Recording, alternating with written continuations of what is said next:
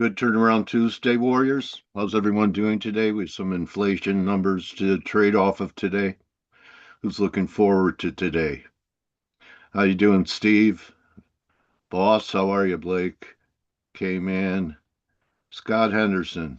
How have you been, bro? Hugo, Monir, James Groom, Mike, AJ, CPI, Monir, Paul. Everyone doing okay? Oh, happy clappy Powell Index Day from Ryan. Okay. Will, how's it going? Okay, everyone. So, what are everyone's plans for Turnaround Tuesday? I'll share what I'm doing. Okay. So S&Ps keep grinding. Okay. So I'm taking a stab and attempt at from 6,300, risking 35 handles on the S&Ps. The last confirmed high on the 4-hour was all the way back here, June 25th. Then we had this high, still too much momentum at this peak. Momentum waning at the next peak, and even a lower reading right now.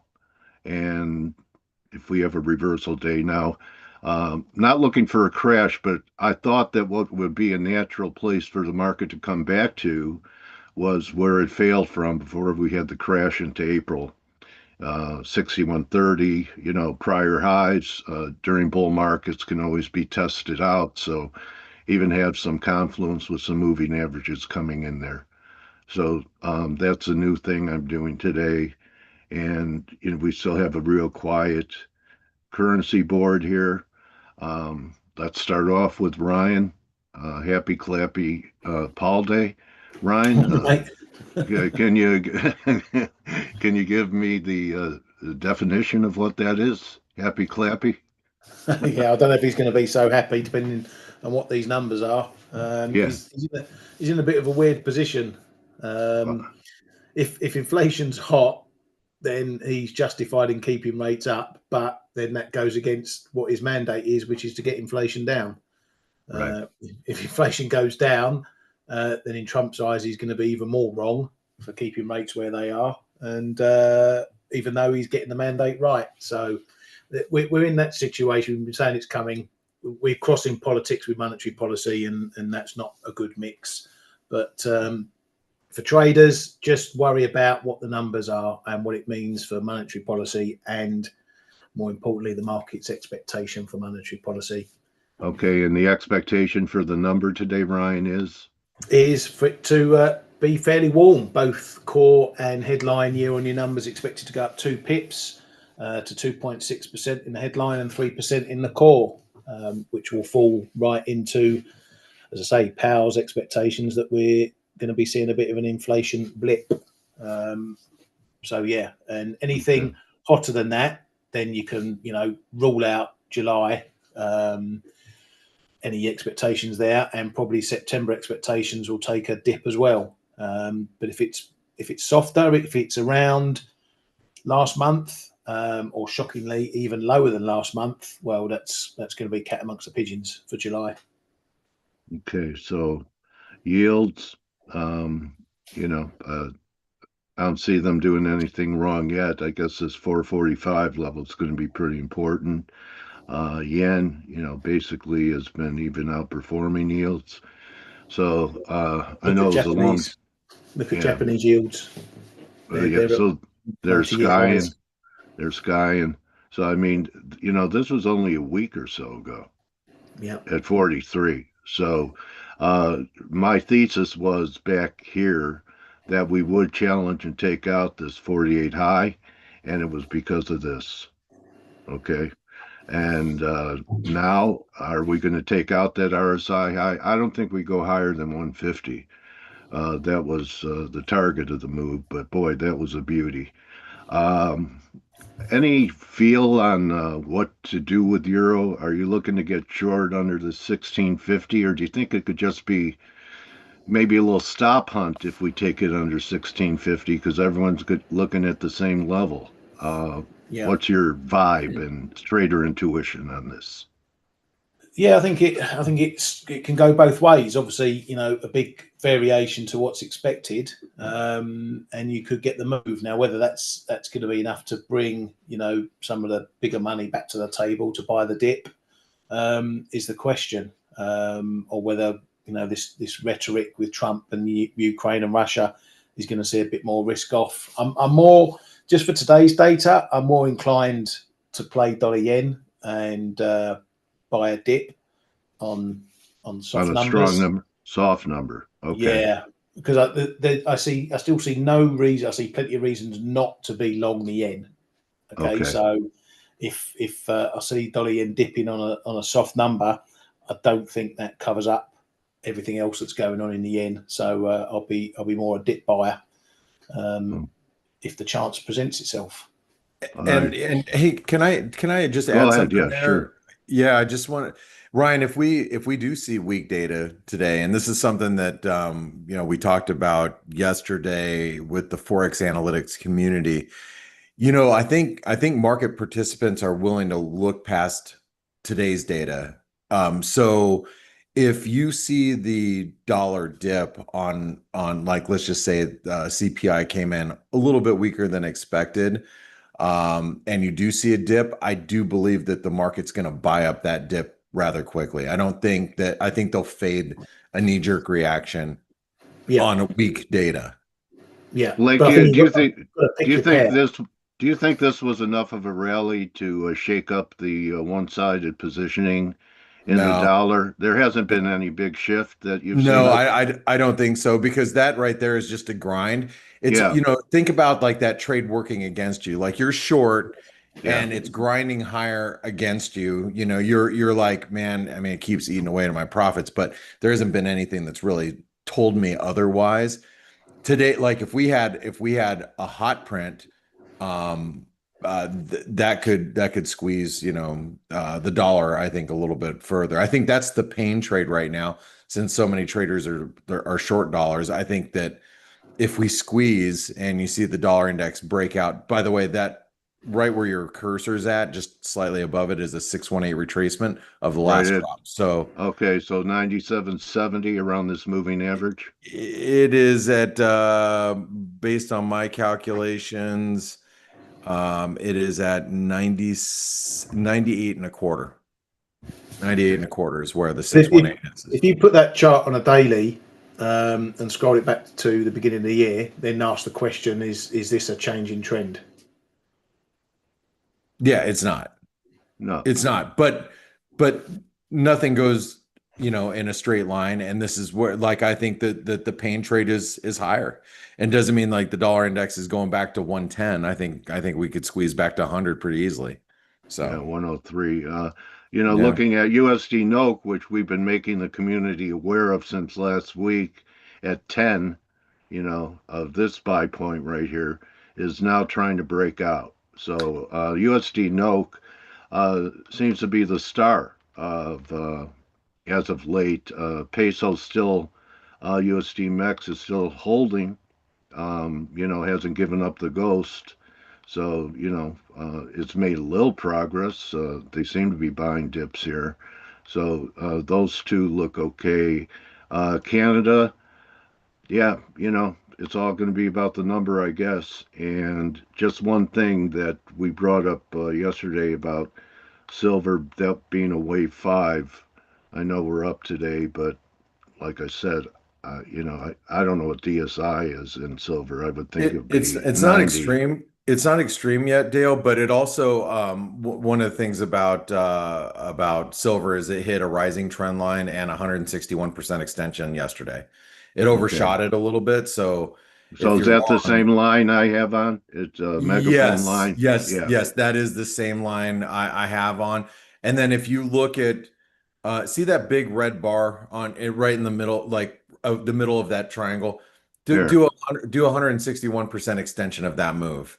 When On you get that an took it. exaggerated move, in one fail swoop, and then Yeah. you can do a fib, or you're going to do an extension on it, they become Yeah. very effective, because those exaggerated moves are emotional. And so Yeah. that's Fibonacci's play best into human emotions, and that's why you know, that 161% extension matched up with that trend line is a really key rejection.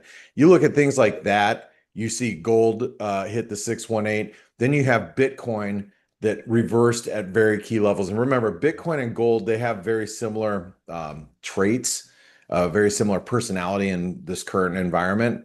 Safety, trade, it's a, you know, non-fiat, it's a, you know, it's get me away from everything else. You know, it's kind of And they're this acting too, the same. and this too, you mentioned yesterday was 1.27. That was my chart of the day yesterday. It was a confluence of 127% extension, 161% extension, and too Okay. many people, too many zero hedges out there being bullish. Yeah, that was a chart of the day, guys. You could go check that out yesterday. It was really a nice shot. So we'll see. And also, you put out a chart where WTI is, you know, Flag pattern. Yeah. yeah, Mhm. good or bad from here pretty soon. So Ryan has some really good analysis on oil. crude oil. What happened yesterday, Ryan? You were talking about it on the Flow Show today. What's that with oil? Yeah, why Yeah. oil was down yesterday. It looks like the market was getting a bit bullish over Trump potentially going hard on Russian energy in his big statement, oil and such, but he sort of let it go. He's going to slap 100% tariffs on in 50 days with separate tariffs for anyone who's trading with Russia within, you know, after that period and buying oil and whatnot. So it was a little less than a direct move on Russian energy. I think the market was hedging for a bit of upside and got its pants pulled down a bit. Yeah. So, we're probably going to take out 56 if this flag would measure that, right? You have a $12 move from here. Breakdown of the flag, $12 gives you 55. So, yeah, that would surprise a lot of people, especially with what continues to happen in the Middle East. There's still plenty of friction, and I still think that the pot is boiling on the oven. So S&Ps are coming off a little bit. Um, I want to get Kman in here. K, Hey Dale. How are you, buddy, this morning? How things going? Yeah, all good, man. Yes. What you doing anything in front of the number, or what are you looking to I've do re after the number? well, I've reduced my silver yesterday, not far from the top, luckily, just below Nice. 39. Yeah. Yeah, so my ads are all gone, so now I'm waiting. If I can get anywhere close to 36.80, 37.30, I may be starting to look to start to re-add again to the base long-term position, but those with those ads, I'm more dynamic. I'm trading them around quite a lot more. But for as long as we're above, like give and take $35, it still looks extremely bullish to me. For the rest, the market Anything expects currency, the currency market wise? expects the CPI to start to be sticky and stickier from here for a few months. So it's trading as if we are going to get that sticky number. So I'm going to say that the initial reaction may be, if it's weaker, maybe a bit bigger. But again, the options market is pricing in a relatively low expectation for the moves post CPI, and they have been spot on over the jobs report. So give and take low 116s and 117.40 may be just covering the range that we are in right now. That's where the interests are going to be. So we need a bigger variation, I think, than what is expected to take it outside of the range. I've got 115.90 to 116.10 is a relatively important zone, assuming that we break below 40.50 already on a higher print. But then topside anywhere 117.15.40 is going to be where the interests come in, and that needs to break to change the range. I'm looking at two two pairs in case of a very sticky report, and that's dollar yen and cable. They look the most, so yen as a currency, they look the most vulnerable to what's to if we get a sticky number. So and there's a big zone there, 148 2070 on the dollar yen. If that goes, I think we print 150. Especially that Besant said that he was not in Japan to specifically talk about trade, despite Ishiba and Akazawa dying to sit around the table with him. He's been denying talks in depth over his during his The art of the deal he learned, he read the book.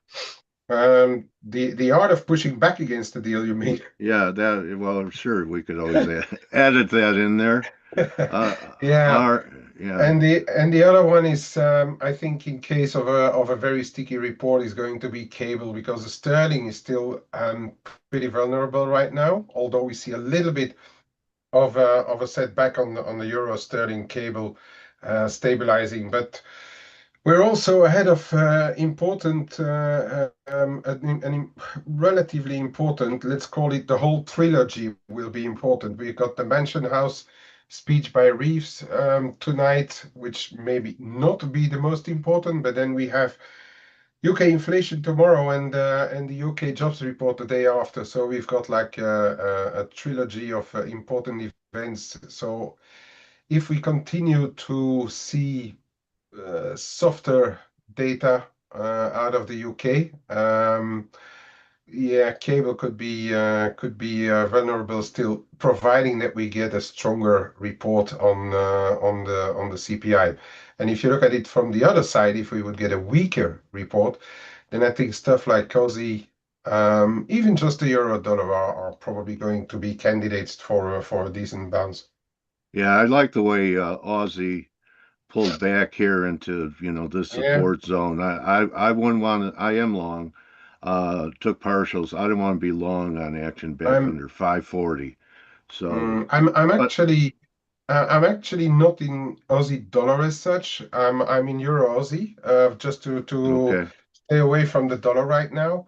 Um, and I will see after the CPI report. If it really comes in a bit weaker, I think I'm going to push the button and buy more Aussie, because Okay. then maybe 66 is finally going to give way on the Aussie dollar. Okay. Blake, take it away, bro. I know you have things on your mind. I do. I do. Go for Thank it. you.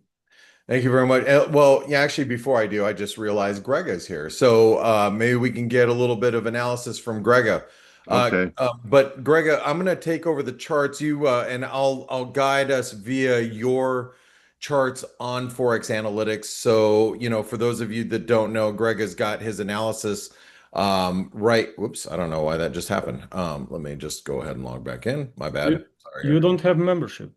I don't have a membership. That's right. Yeah, I don't know why that just happened.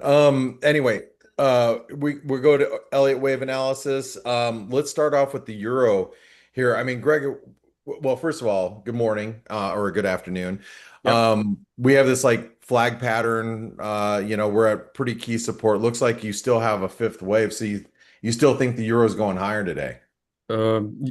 If not today, I think that in the upcoming sessions, yes, I assume that we are approaching some very interesting support. We definitely have a lot of overlaps, and this pullback from the highs is so far for like 2 weeks or so. So I think we definitely do not see any kind of aggressive selling here. So my assumption is that the higher degree trend is still here, and that we just have to patiently wait on a breakout here to the upside. Okay. So not sure if maybe today could be the catalyst. I mean, definitely it's important data ahead of us.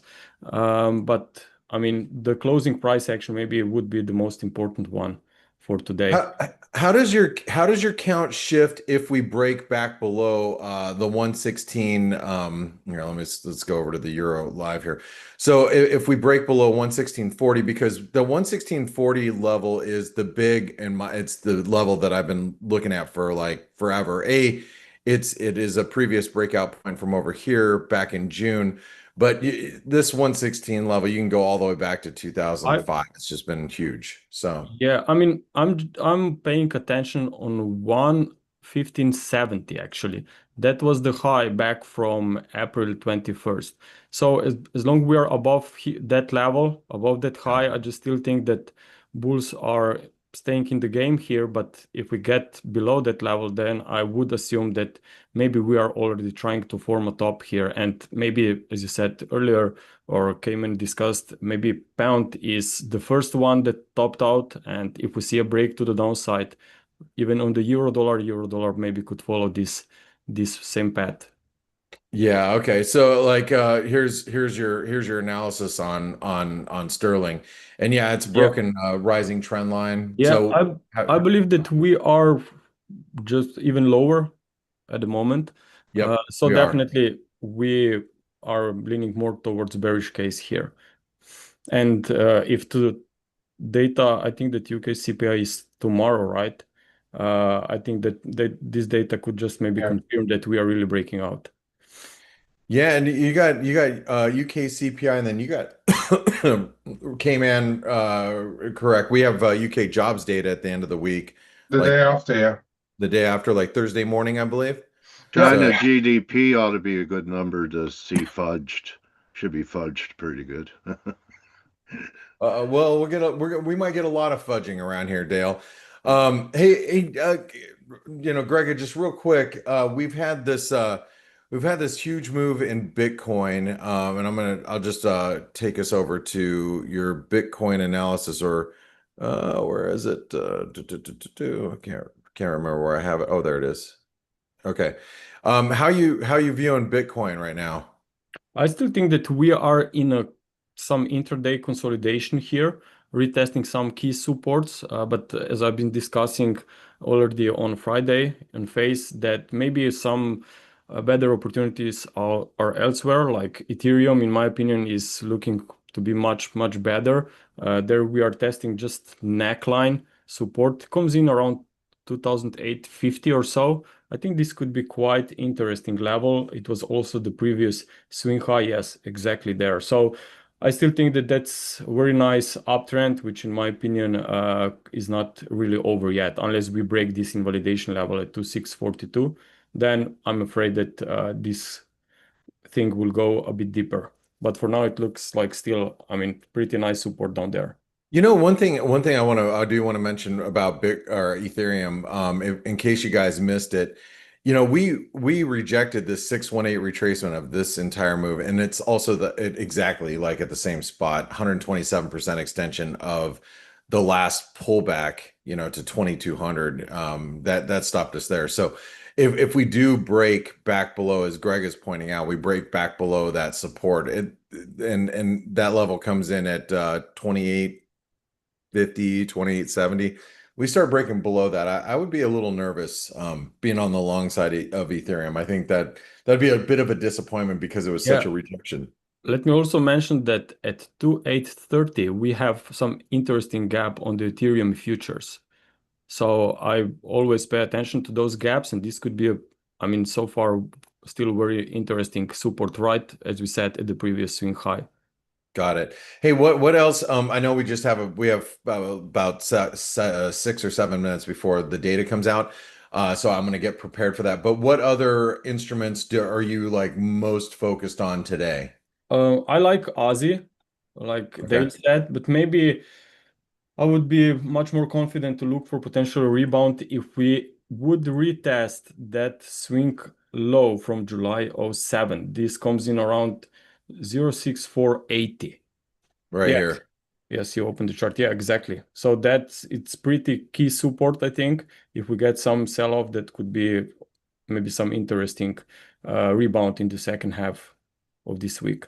All right, very good. Well, thanks, Greg. I must say, the Aussie dollar has been such a struggle. I haven't traded it much, but I have not been able to put my finger on, the moves. I shorted it last week, and then, just before the RBA kept rates unchanged. It popped back up to 66 cents, it's just extremely frustrating price action if you're trying to find some sort of trend. But you know, buying dips down here does make sense because it seems like we're in a lot of a range. So thanks, Greg. I appreciate your Thanks. analysis. And remember, you guys can get Greg's analysis not only from him directly, but you can get him.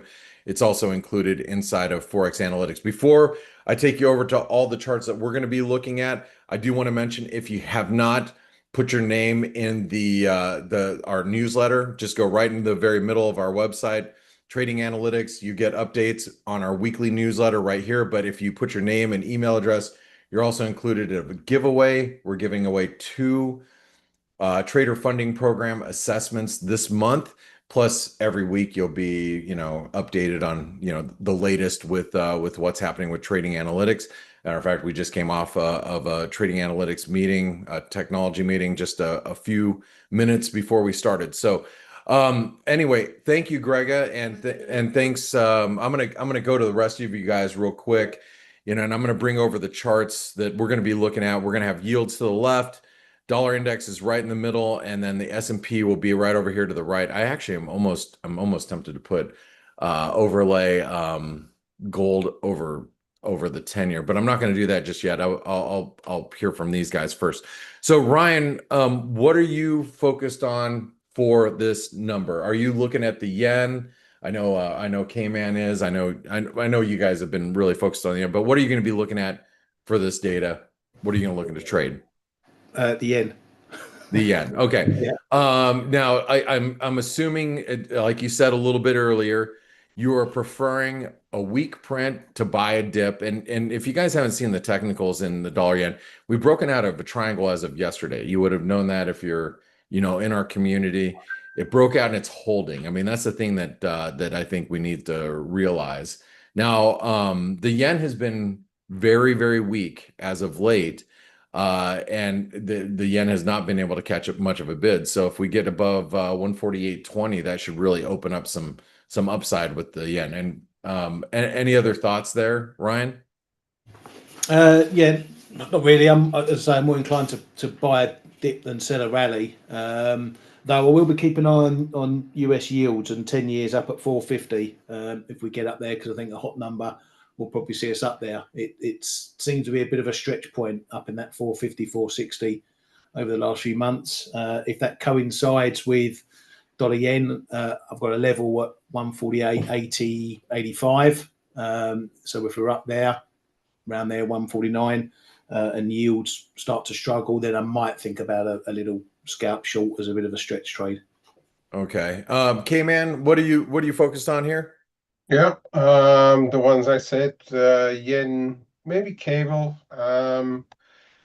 and yeah, the Aussie in case we come in weaker. So I've got a trade on each side of the spectrum. All right, very, very good. And you know, Dale, I'm going to come to you here in just a second, but for me, I'll tell you, the euro has. I know Greg is looking for a little bit of a long down here in the you know, below 116. I see that trend line right here, but I do believe that if we start breaking below 116.40, it's going to open up some downside. I'm also really focused. I just sold my US dollar Norwegian krona this morning, just a few minutes ago, because I was long, you know, since last week, but I am still buying it above 1020. I think we're in an inverted head and shoulder pattern that's, you know, got to move up to textbook right out of Edwards and McGee, buddy. Yeah, nice, you know, complex inverted head and shoulder pattern that looks, you know, ready to go, coming out of a severe downtrend. Got a nice reversal pattern. And it's not just the Norwegian krona. If you look at the Swedish krona as well, that's got a false breakdown, leading us to a reversal here after a severe downtrend as well. So I like these Nordic currencies on the short side, but I want to make sure that the dollar is going to firm up, you know, so strong inflation data would do that. Dale, we got just a few seconds. Anything else you're looking at? By the way, Nvidia is up today on some positive news, just so you guys know. Well, I sold S&Ps a little bit above 63. I have already taken 9 handles out and see what happens after that. All right, guys. Well, data is coming out in literally just a few seconds, so stand by. Both core CPI and CPI month over month. That's what everybody's going to be looking at. 0.3%, I think, is what most are looking for. So a 0.4% would be a beat. Some weak data should be out. CPI hotter than expected, 2.7%. Headline 2.9, which is not high as expected, but still up on last month. So the dollar's coming off. The dollar is coming off. Yields are coming off. But I sure glad I took partials in the S&Ps. Yeah. Anyway, yields. Yields are coming off. They're Is coming that a off a strange little bit. reaction, guys, to this number as expected? What do you think? Market may be looking at that core number. Yeah. Bloomberg had it at 2.9 expected. Reuters had it at 3% expected. So it's there or thereabouts. Canada CPI coming in as mixed. Canada is mixed. Well, the core number went up to 2.7% from 2.5%, and their other measures weren't going down. Let's say that. Well, So, I tell you, Dale, you asked, is that a weird reaction? I'm not seeing like any reason I should be doing a whole lot, but I just picked up some dollar CAD at 136.80. So we'll go right in the trades room and say long US. And if you guys want to know what Kman, Ryan, and I are trading, and a lot of other great traders here at 136.80. We keep a running log inside of our trades room. And to get involved in the Forex Analytics community, remember, it's only $1 for 10 days, and you'll know what we're trading. When we're trading, you'll have all these great tools, live squawk feed, risk management calculators, all the fun stuff. So who's you got Larry Tentarelli. Tentarelli Larry, will today. you please accept the promotion just for a half hour? I'm going to make you the CEO. Yeah. Hey, wait a second. Am I losing the gig here? No, I'm kidding. Okay. At least for 30 minutes. Well, you know what? I know Larry's going to cover all of these different stocks, but one of the things, just keep in mind, NVIDIA is up today. I think, there's been a change in heart on allowing these chips sales for NVIDIA, and you can see it's gapping up 4 or 5%. Oh, so they could sell to China now? I think that's what the story is. That okay. Wow. Yeah, there's a change.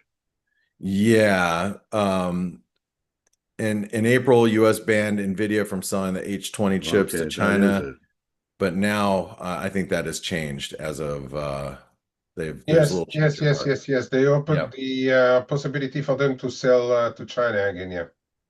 Yep. I tell you what, I have whiplash. But what's going to make my neck feel better is a guy who I know. They call it blue chip daily, but I know that Larry has more than one club in his bag, and I think he's been hitting it off the tee pretty good. I know his style. So Larry, welcome back to F.A.C.E. I'm sure this has been an interesting ride since the April lows. I think that we talked around then. So tell us what's top of mind for you, my trading warrior brother. Dale, good to see you again. How long are you? Are you are you on margin now? No, no. For the for my website, the most we go is 100% long, and I think I'm 98% long right now. Okay, that says a lot. Yeah. Usually you have even during bull, which we've mainly had a bull market, you usually have at least 10% in cash. Yeah. 5-10%, something like that. I always like to have some cash for some opportunities. But what I did, I've got a pretty big S&P position that's been profitable. So when I want to buy something, I just book some gains in the S&P and then just put it into the market. But yeah, I'm fully on. Okay. So tell us, go with is this your biggest holding, the spiders right here? Yeah, SPY is right now. I had a lot of cash. So at the bottom, and I think you and I talked right around the Yeah, bottom. yeah, it You know, was. at the bottom, I had a lot of cash, and the problem with that is when the market reverses like it did, if you've got a lot of cash, you've got to act pretty quickly to get back in. So what I did in here, it was April 9th, is I just bought a lot of the S&P because I didn't want to, buy a bunch of stocks and then if it was a fake reversal, get stopped out of 10 positions. So I Right. just took a big position in the S&P, but that's my biggest position right now. And then for Good. stocks, my biggest positions after that. Let's stay with the S&Ps right now. So really the only good correction was off the April low where it pulled back to 5,100. And since that time, you really haven't seen much of a pullback at all. Uh, don't you think it'd be natural to have some type of pullback to the prior record high around 6,100? Do you think that's possible in here? Yeah, I And do.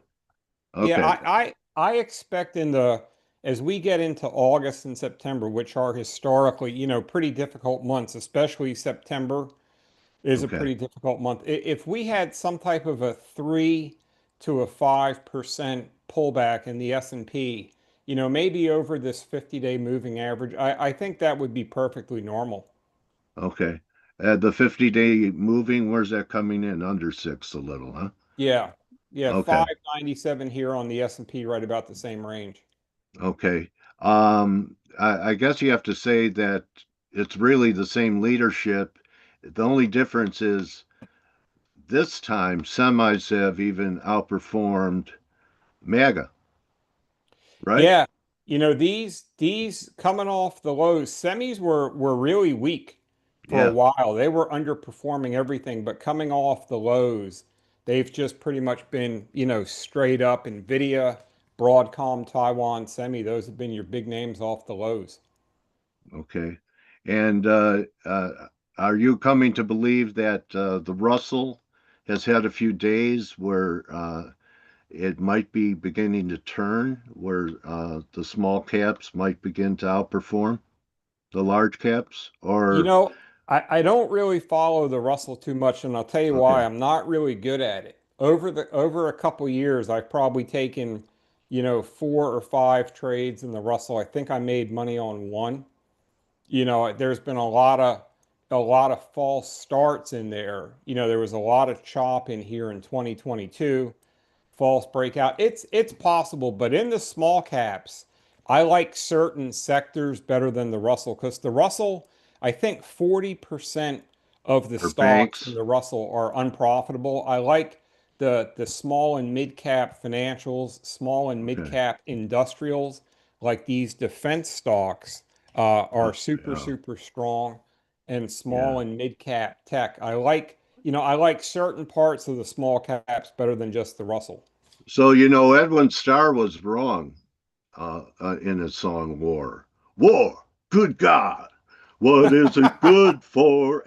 Dale, you Absolutely missed your nothing. calling, man. It's good for defense stocks. So he was It's wrong. He was It's wrong great, about it's good for great for nothing. defense stocks. And what I Yeah. put up on the screen, just so you can see and so your listeners can see. So every week I put together a focus list of where I'm seeing the best strength. Because what I want to do is if we figure out where the strongest sectors are, it's often easier to find the stronger stocks. Yeah. So for leadership, semis, these nuclear stocks have been very Oh yeah. strong. Uranium on fire. Oh yeah, Yeah. Cameco and Yeah. GE Vernova. Kathy Wood, she's been having a good year. She doesn't get, any Any love love? anymore, but I'll tell you, man, She still gets views. yeah, she's been killing it. Yeah. Defense, Now very she's only strong. down about from peak equity 70%. Yeah, still big drawdown. You know what's really been acting well, and I just bought a position here last week. These industrial metals and miners. Oh, like with the copper and Yeah, so explosion and everything. steel. So look at this. So XME, this has got steel, copper, gold, aluminum, Yeah. coal. XME just broke out to a 14-year high. Wow. And you can see That is a, that's coming that's a out of a signal. giant base, right? Coming over $70.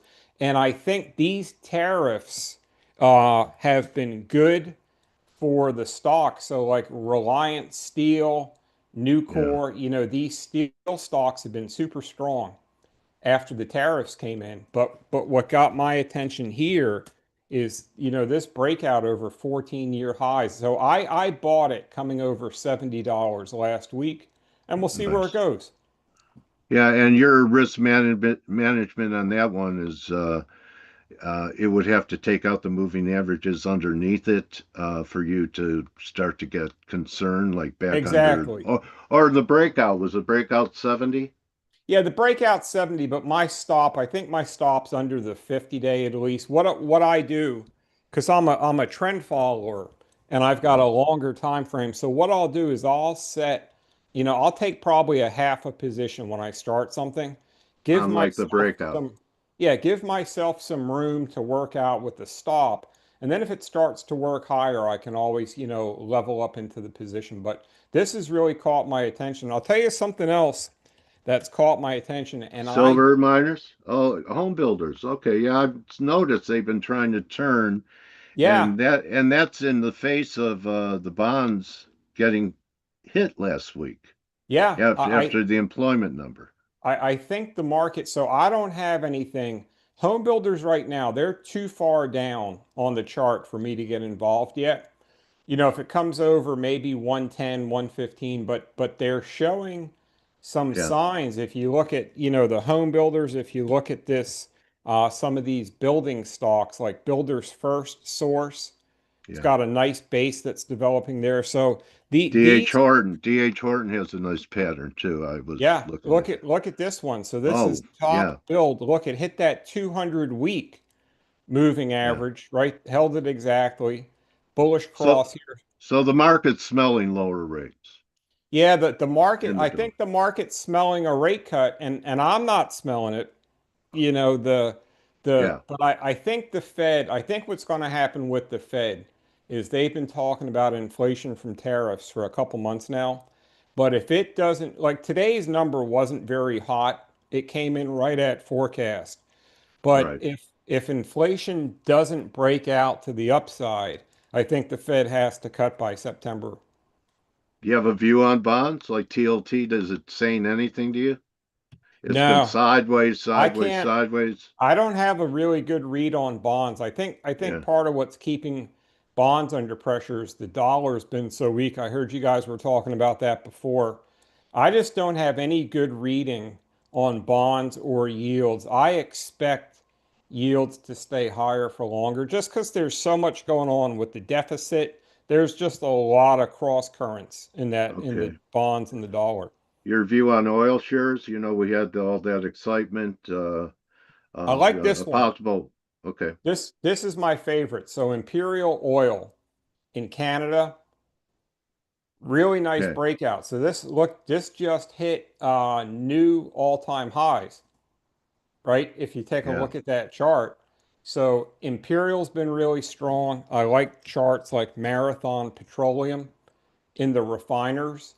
That's got it. okay. So it's getting hit today, but this is coming back over the 200-day, over the 50-day. So the oil services have been really strong coming off the lows, but I like the single stocks. I like Valero is a really good chart there in energy. So I think you've got to be selective. I don't have any oil positions. The only energy position I've got Cameco, which is the uranium Yeah, for nuclear. home But run if ball. if I had to buy an oil stock, Imperial would be my best choice.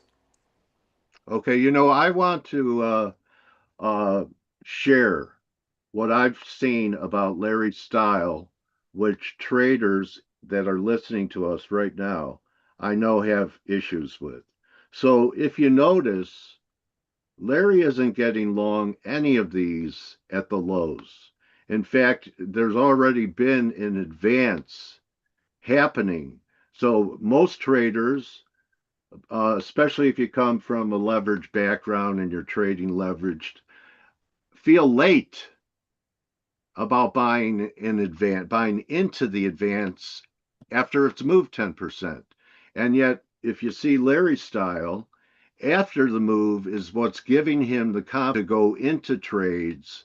So, if you don't buy bottoms and you don't sell tops, doesn't mean that you're late to the game.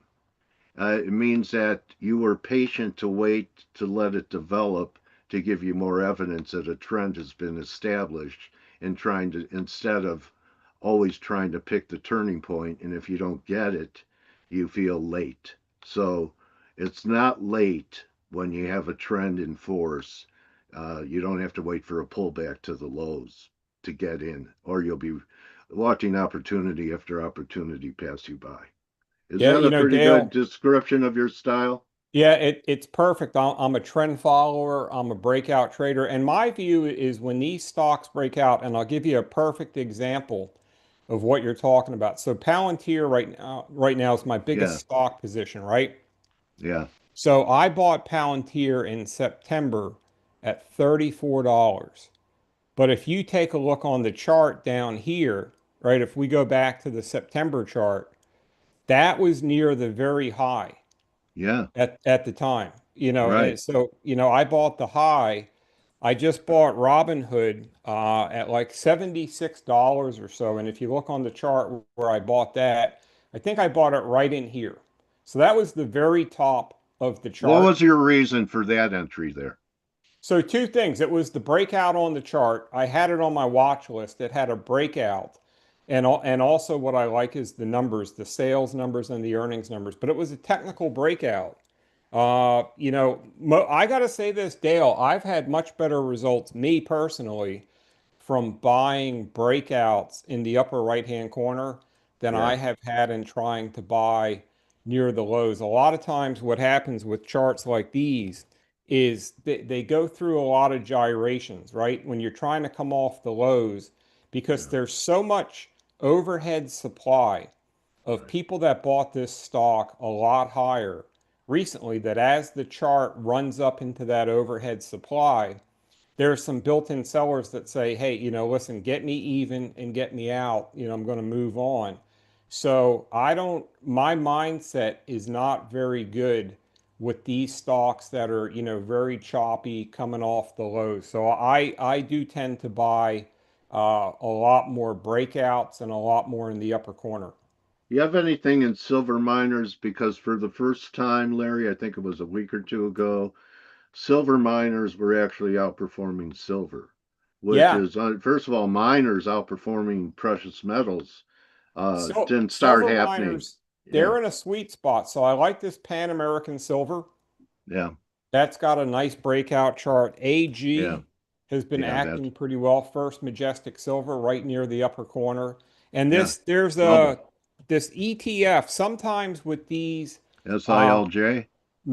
not SLVP, Okay, Global Silver, and it's the iShares ETF. But if you take a look at it, it's just got a great trend, potential big base breakout here over $18. But yeah, yeah, silver's been acting well. I don't have any of it. I've got some GLD, okay. but yeah, silver's really, the silver miners are really playing catch up. Anything in that gas, Larry? I don't have anything in nat gas. I like the EQT chart. I think this is a pretty solid chart overall. Okay. I was watching Range Resources for a while, but I haven't looked at it recently. So not really anything there. EQT would be my best bet. Maybe Williams, WMB is a pretty strong chart in Okay. nat gas. Actually, it's kind of flat. So EQT would be my best idea, but I don't have anything there. How about I can't, there's not one bear in Uber. Are you long Uber? Yeah, man, you got me. I'm All long in right, I Uber know too. that you can't find anyone who doesn't like Uber. Well, you know what Uh, it is? Look at the chart, right? It's yeah, got a yeah, great chart. It's got a weekly breakout here over 90. It's yeah. got supported 8. But I've got to tell you what, I go to New York once a month for business and media and stuff like that. I could not survive in New York City without Uber. Okay. They've got All right. the app. I hit the button on the app. They pick me up in 2 minutes. They know where I'm at. It's the best app I think that I use of anything, and it's just got a really strong chart. They've Have you got the noticed partners. increased prices on Ubers when you've been taking them, or they seem the same to you? Or Yeah, you don't even check because you're such a high roller. nah, it's not that I'm a high roller, but I got to pay whatever it is because when I'm at Yeah. the hotel and I've got to get down to the New York Stock Exchange, I just whatever they tell me the price is, I got to go. Oh yeah, because you're making some appearances on CNBC lately, aren't you? Yes, sir. I was on CNBC Fast Money a little while ago. Been on Fox Business, Hey, good Bloomberg for you, last Larry. week. It's going. I was down at the Stock Exchange. It's been pretty good. It's been a lot of All fun. right. Well, I'm waiting for your 8 by 10 glossy autograph picture to send to me so I could put it on my wall of fame. You're a good man, Uh, Dale. and really appreciate you. I knew when you came in today, I could tell by the kind of markets we have how you're doing. And Yes, sir. this Yeah. has been your environment. So Yeah, it uh, has been. congratulations on windfalls and best place and best way for people that want to get involved and check out Blue Chip Daily and your work. Yeah, so you can find me on Twitter at Blue Chip Daily. I post on there pretty much, every single day. And then on my website, it's bluechipdaily.com. You can see some of our recent ideas, things like that. I've got a lot of videos on there. But yeah, that's the best way. Bluechipdaily.com or Blue Chip Daily on Twitter, and I'm posting, all the time. Okay, so you know where to find Larry. If individual stock picking is what you're interested in, here's a great resource for you.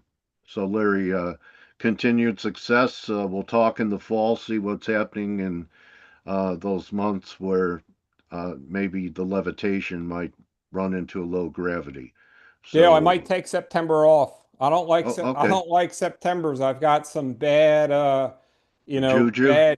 bad memories of September, so I might, just come wherever you are. I'll go find you. We'll go to the beach somewhere.